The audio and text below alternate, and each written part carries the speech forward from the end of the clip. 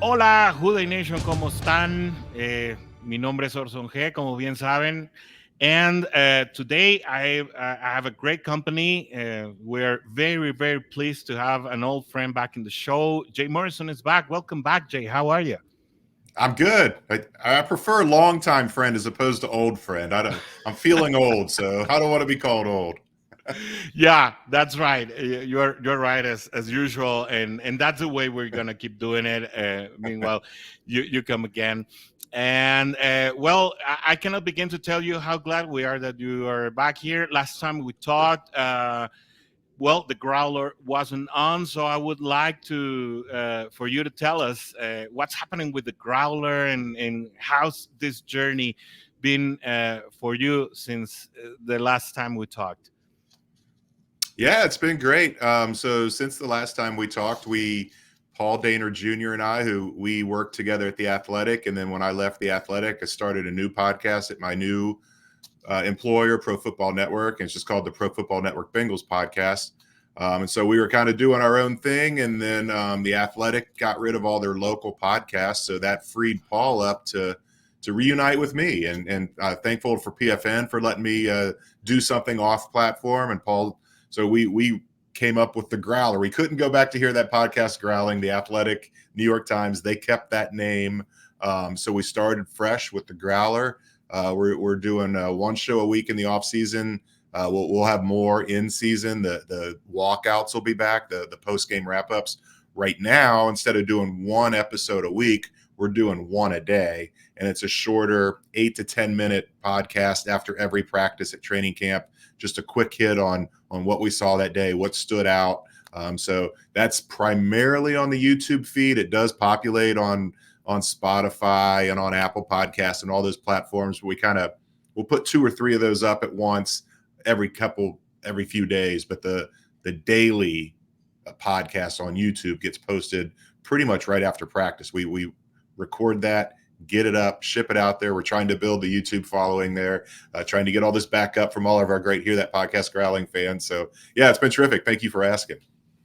No, and we've been very, very close to those reports because that's what keep us posted. And what a great way to have you, have you and Paul reporting right after it happened. We're very well informed about the details. And well, exactly, the off season is over. How's this preseason been so far? I mean, games haven't started yet, but training camp is on. Yeah, 6 practices in the books, one in pads. So yesterday was the first big one with the pads coming on, and it's been fairly uneventful. There haven't been any injuries, thankfully. I shouldn't say any serious injuries, and there haven't been any fights. And last year we saw a fight before the pads even came on with Orlando Brown Jr. and Trey Hendrickson, and this year everybody's on their good behavior. I'm sure the weather starts getting a little hotter, the days get a little longer for these guys. I'm sure we'll start seeing them mix it up a little bit. But first day in pads yesterday, an off day today, and then they'll go Thursday and Friday. Then they get another off day on Saturday. So we're about 10 days away from the first preseason game. So you're mentioning a lot of things changing, maybe for the right reason or purpose. What else could we read as different this year for the Bengals in what you've seen so far? Well, Joe Burrow's out there. That's a major, major difference. I mean, last year he had the calf injury on day 2. The year before that, he had the appendectomy before camp even started and missed a bunch of time. So that is a major difference. And then on the flip side of that is Jamar Chase is not out there. He's I guess making a statement. He wants a new contract. The Bengals haven't really made an offer he's happy with, even kind of a starting offer for a negotiation. So he's not practicing at all. I don't think that's anything to worry about. By the time the real games start, the regular season, he'll be out there. And then the other differences, you've got a new secondary tandem with Von Bell and Geno Stone. You've got a new offensive tackle, the first round pick, and Amarius Mims, who looks really good. New tight end and Mike Gesicki. They did a good job. New running back and Zach Moss. They did a good job at really attacking needs in free agency. And then they have what looks like it's going to be a pretty strong draft class as well. So, every year there's a lot of familiar faces back, but there's also a lot of turnover. And so camp is when you really kind of get to see all these new faces and how they're fitting in. They have OTAs and they have mini camp in the spring, but they don't do a whole lot in those periods. And now it's starting to look more and more like real football. So getting to gauge what some of these newcomers look like and how they're going to fit in. And going back a little bit to this Jamar Chase situation, and of course, there are a few readings that must be read. Because if I remember well, it was last March when he actually said that he was not in a hurry to get a new deal, right? Of course, the Jefferson situation changes a lot of things, and we have this bar up there in which now he can measure, and Yep. and as you said, this is a statement, but what else can we read in this whole situation is. Um, of course, Mike Brown already said that they were gonna bend backwards in order to get something done, but not just yet. So, how do you see these few days between the preseason games and the season actually starting going in this situation? Yeah, I don't think he's going to sign before the start of the regular season. I mean, the Bengals probably on one hand would like to get it done and get him under contract, know they've got him locked up for 4 or 5 years, whatever it is, because his value is not going to go down. No matter what happens this year, he's not going to hurt his value. It can only go up, and he can only ask for more money if he has another incredible year this season. But I think it's smart for the Bengals to wait because, we saw this with Joe Burrow. They signed him last year. Well, even though he's making this gigantic contract, the way they structure it, the amount of money that goes towards the salary cap this year still isn't that great. It's going to be next year when that really hits. So it's kind of the same with Jamar. If they wait till next year to give him this massive extension, then they can kind of spread that out and not take the huge hit for another year. Now, next year they've already exercised the 5th-year option on him. So he's going to get $21.8 million guaranteed next year. And that's the other thing that's in play here is the Bengals have him under contract for 2 more years. A lot of times when you see these guys hold out or hold in, as the case is with Jamar, they're going into the final year of their deal and they're looking for that extension. And so with the Bengals having the rights to Jamar for 2 more years, he just doesn't have a lot of leverage. And I think that's maybe where some of this frustration is stemming from, where he just can't do much. This is the only thing he can do to voice his displeasure is to sit out of camp. But again, when it comes time to start getting ready for the regular season, he's going to be out there. He's going to be catching passes from Joe Burrow, and we'll probably forget that we're even talking about this a month from now. And we can assume that the guy wants to play. We saw this video that Dan Horde posted. I believe it was last Tuesday, in which he was practicing with the machine. I mean, he was getting his hands ready, and of course, there should be an eagerness in his behalf for playing. And maybe he's watching from the side and he wants to get in the play, but he also wants to leave a statement. And maybe the agents have to do a lot with it, right? Yes, a lot. That's where primarily they tell them what to do, and the players listen to them. That's the reason they hire them, because they're the ones that are looking out for their best interest in most cases. And they're the professionals and they know what they're talking about when it comes to all the money and everything. And so that's why you pay these agents this money, is to trust them and take their advice. And his agent, Rocky Arsenault, is telling him to do this. And but we saw Jamar, we saw T. Higgins. It's kind of a standard post-practice thing where they're out there catching passes on the jugs gun. Not going to get hurt doing that. That's another piece of this, is where, he's like, well, why go out and risk injury? He knows a big year this year is going to help him make even more money next year. So the way to have a big year is to play all 17 games. So why risk getting yourself hurt, run around and practice a month before the season starts?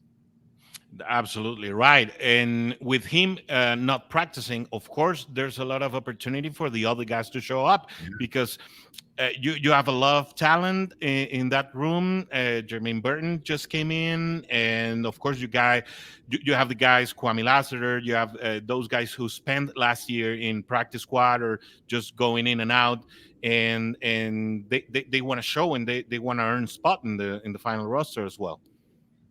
Yeah, they're doing a good job of working those guys in, guys that maybe a lot of Bengals fans don't know. Kwame Lassiter, Kendrick Pryor, Shedrick Jackson, the nephew of the Hmm. great Bo Jackson, by the way.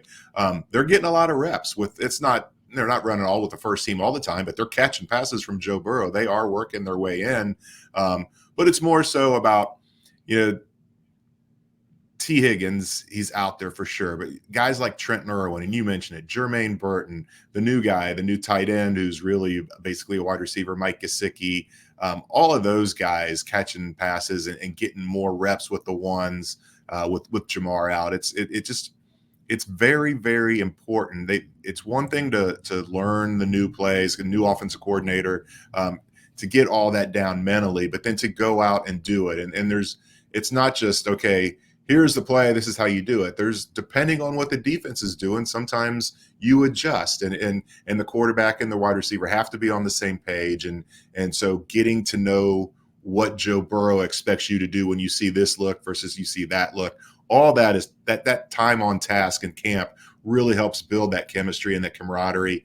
Jamar and Joe have that in spades. I mean, they've been together going back to college. They know what the other's going to do probably before they even do it. So this is really good. This is the silver lining to Jamar sitting out, is all the new guys, the lesser, I don't want to say they're lesser players, but they're the practice squad guys, just getting more reps and getting more time with Jake Browning and with Joe Burrow. It's valuable. And there's another name as well from the UFL, Hakeem Butler, right? And and I don't know what you've seen from him. I bet it's been only a couple of practices that he's been on, but maybe he has a chance as well of making something. Yeah, we'll see. I mean, the thing, he's big. He looks like T. Higgins. He's a big target, great hands. He's made some really impressive catches already. The thing is, he's not that fast. And so I think that's what's held him back. He was a 4th round pick in 2019, and he's still never caught a pass in the NFL. It's one thing to have the size and the hands, but you got to be fast in this league, and he doesn't quite have that. But he's an intriguing option if he can find a way to make the team. That's a guy on 3rd down or in the red zone. You get a guy with that huge wingspan, man, he could really be a target. And I forgot to mention the star of camp so far, Andre Yoshivas, the 6th round pick last year. Speaking of a big target, great leaping ability, great hands. You know, he came out of Princeton, the Ivy League, not a football factory by any means. Had a decent rookie year, but he went to Atlanta, Georgia with Chase Brown, the running back, and they worked out with a receiving coach on the finer points of route running and sinking your hips and all this technical stuff that is so important, and that a lot of guys that have been working on with coaches for years, and it's kind of new to these guys. And just this one offseason, it's a night and day difference. And I really think Andre Yoshivas is probably going to be the 3rd wide receiver that starts of the starting 3. And he is in for a big year because he's grown so much. And if all that attention is going to go to Chase and Higgins, somebody's got to get the ball. And it's going to be an interesting combination now that Mike Gesicki is also on, because, well, he tends to act as well as a slot receiver, Yeah. which is a position that potentially Joshi could grab. So mixing it up and doing different schemes now that Dan Pitcher is on might be something different, something that might take some of a few defenses by surprise, right? Yeah, absolutely. I mean, that's the whole point, that they're trying to get more explosive and trying to get less predictable, and putting Jamar Chase in the slot, just moving guys all around, or put Jamar Chase in the backfield.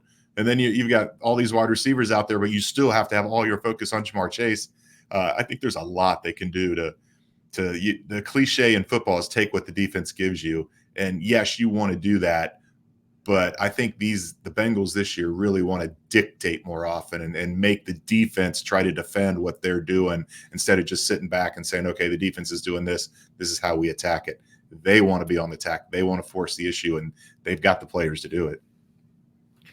And well, now going to the other side of the ball, we have the defense with a lot of changes, a lot of new faces, and a lot of question marks, right?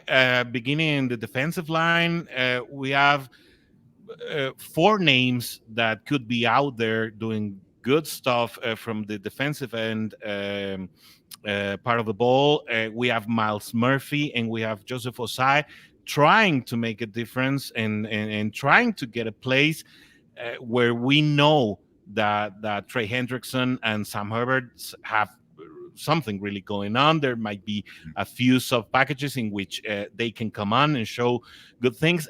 How you've seen their development on these few days that the camp has gone on? Yeah, it's kind of like the wide receivers with Jamar sitting out. Trey Hendrickson only practiced in the first practice. He hasn't practiced since. Sam Hubbard left the Sunday night, so he's missed the last two practices with a knee injury. Zach Taylor said it was minor, so it's nothing to worry about, but he's out. And so now you've got Miles Murphy and Joseph Osai and Cam Sample, and those guys are getting a lot more reps, and they're getting reps going against the first team offense. And so Joseph Osai is the one that really intrigued me. Miles Murphy was the first round pick last year. He really came on at the end of last year. I think he's going to be fine.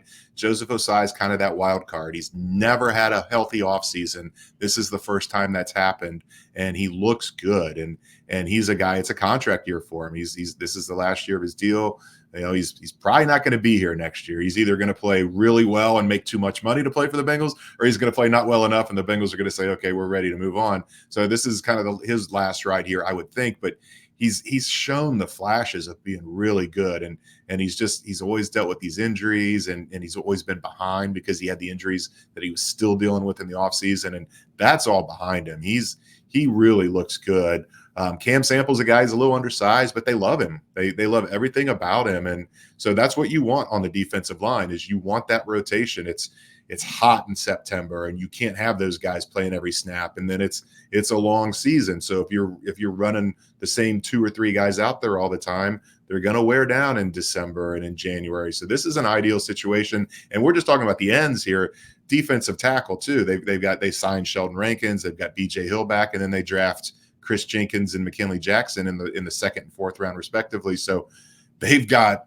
This is maybe the deepest this defensive line has been in the Zach Taylor era, and it's just the perfect recipe for Lou Anarumo, who loves to mix and match and come up with different schemes and different personnel packages, and he's going to have a lot to work with this year because we haven't seen too much from the rookies yet because the pads just went on. It's hard to judge O-line, D-line until the pads come on, but we're going to see a lot of those two guys in the preseason, and all the veterans are talking about how much they're counting on them, and they like what they've seen from them, and they know they are going to play an important role in this defense this year. Yeah, and that is in fact an important role because you cannot have B.J. Hill playing as many snaps as he has played the last couple of years. Yeah. So they should step up, and if they don't, practically the Bengals don't have anyone to rely on except for Paul's favorite, Dominic Davis. I forgot his last name. Dominic Davis. Yeah. And he's missed the Paul's last couple of practices. Right? So yeah, it is one of Paul's favorites. Well, I love him too. He's a super nice guy. And when they play him in the preseason, he just makes plays. And they haven't gotten so far onto the depth chart with injuries where he's gotten in a regular season to make an impact. But if it comes to that, I've got confidence he can make some plays. Well, it would be nice to see him. And I was laughing at your last episode last week because we sort of aligned when you were talking about the cornerback situation, how Duke Tobin mentioned that they weren't in search for any veteran cornerback. And well, that was something we mentioned like before the draft. If they don't go for a high pick in the cornerback department, maybe they should go back in free agency and take some of the options that were there in order to get someone with the experience that this young department might be needing, with very good talent there with Cam Taylor Britt and the DJs, but a lot of youth there. And maybe they could find a hand in a more experienced guy, and it's apparently not happening. What do you read into that? Yeah, I just don't think they want to upset the chemistry in the room. And you bring in a veteran guy that's used to starting, and he's going to come in expecting to have a real shot to start. And I don't think that's what they're looking for. They would like to have a guy back there with veteran leadership to kind of be that mentor, but not really someone who's going to stunt the growth of the young guys. And they, even though they're different positions, safety and corner, they got those veterans they were looking for in Von Bell and Geno Stone. And so they're the ones that are kind of patrolling the secondary and being the elder statesman back there who can explain everything and talk these young guys, help them grow. So I think that's the reason that they shied away from signing a veteran corner. They have the money to do it. There's guys out there that could help. But I just don't think they wanted to upset mess with the balance and the chemistry of that room. And then they did go out and sign a veteran corner, 5 days later. But he's a guy that he's played for a bunch of different teams. He's a veteran in age only. He's not really what you would consider a veteran in terms of a lot of experience. He's bounced around, but he's just been kind of a back of the roster guy. He hasn't played a lot. So they're just adding some depth to the room there. I thought it would make sense, but it's right now I kind of get where they're coming from. But if there's an injury, then you start wondering, why didn't they go get a veteran? Exactly. And well, as we're running out of time, Jay, maybe something we left unsaid of what you've seen in camp. Yeah, the weirdest thing I've seen is that they have 3 punters, and the punting game cost them a couple years ago.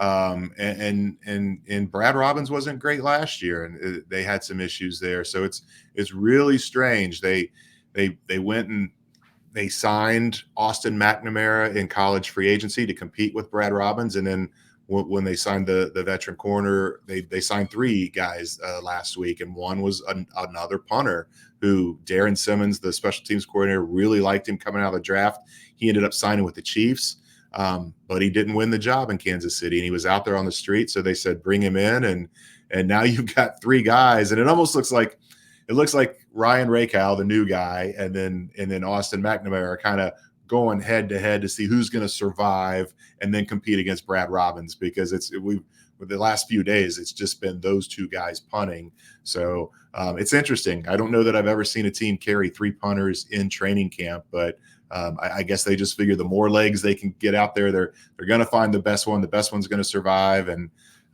that it's an important position. I know it's not the most exciting position, but it can win and lose you games, and it lost them the AFC Championship game in many regards. So it's been fun to watch these guys. They're booming the ball at times, and then they're shanking the ball at times, and it's exactly what you don't want. You want that consistency. I think Brad Robbins is eventually going to win this job, but it has been fun to watch a weird competition with so many guys out there.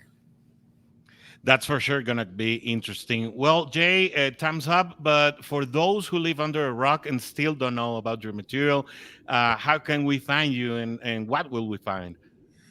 Yeah, profootballnetwork.com. Everything's free to read on there. You can follow me on Twitter @byJMorrison, as it says on the screen there. Try to give a lot of updates every day, usually posting about 3 stories a day, doing a full camp recap of what we see each day, in addition to the podcast where we talk about what we saw each day, and then a couple other stories talking about big matchups and the big guys, but then also trying to introduce people to the rookies and the lesser known guys, and let fans get to know them as players and as people. So just trying to cover the team from every angle possible. And of course, the podcast that we talked a lot about it in the beginning of this episode. Well, Jay, as I said before, I cannot thank you enough for being here with us. I hope maybe throughout the season, maybe on rest week or whatever, we can meet again and talk to Sure. the Latin American audience. It was a pleasure having you here. Thank you for being with us, and see you next time. Yeah, great talking to you.